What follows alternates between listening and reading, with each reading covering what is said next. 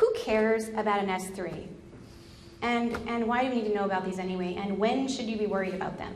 And the answer is you should always be worried about an S3 and S4 because they are diastolic sounds, and as a rule, all diastolic sounds are bad until proven otherwise.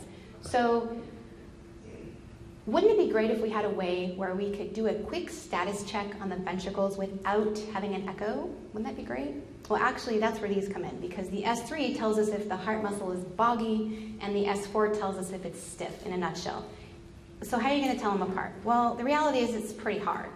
But just remember that an S3 is very early in diastole, and the S4 is very late. So I'm going to play you a sound of the S3.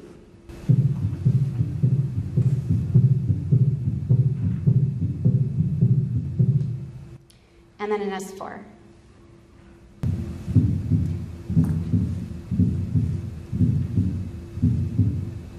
I'll tell you what I like to use.